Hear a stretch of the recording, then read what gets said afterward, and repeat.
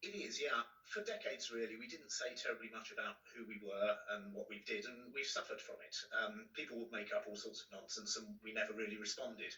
And I think that's changed. And as we tell our story, which is an absolutely great story to tell, the public have decided that they rather like what they see. So, for example, over the last 18 months, our net approval has gone up by 25 points, and we've moved from a position when 1 in 10 people would consider joining us to 1 in 4. And that shows that we're getting something right. We've not fundamentally changed as an organisation. We have the same core values that we did many, many years ago: integrity, respect, friendship, and charity. They're the key values. But it's time we stopped hiding our light under a bushel and started showing people who we are and what we do. I guess it kind of begs the question why you didn't start talking about what you do more openly a while ago. Well, I think we did. Certainly before the Second World War, it would have been entirely normal to have Freemasons out in public, laying cornerstones to some of the big civic buildings that you see around London and around the rest of the world. We would be there up and down the high streets with our banners.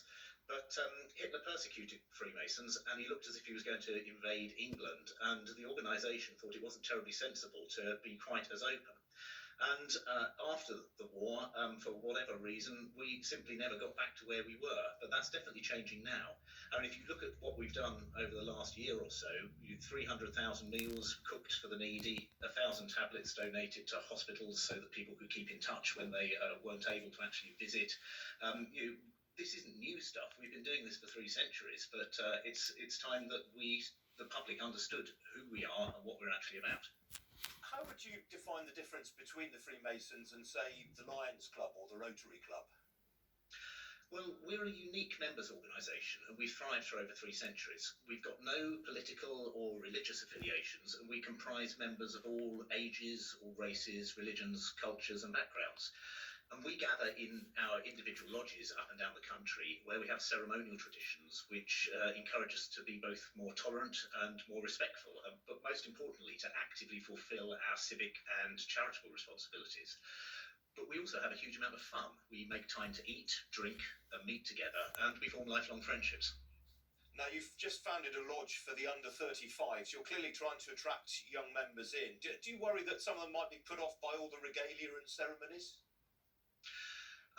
No, I think that's something which makes us particularly unique.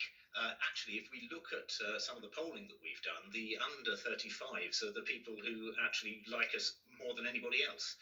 I think there's a huge resonance by the sorts of things that are taught in our ceremonies with the younger generation.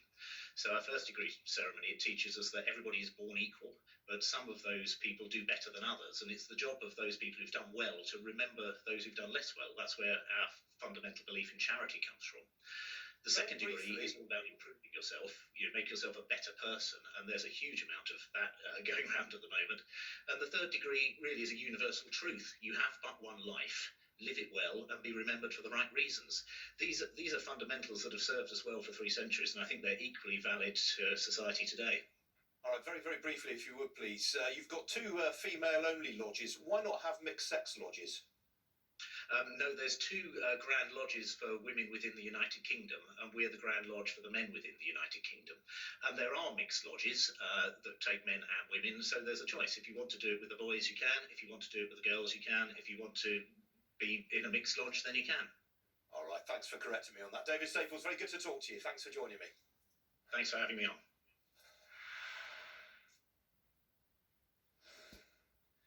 Equity markets across the Asia-Pacific region traded higher last night following blowout results from Microsoft and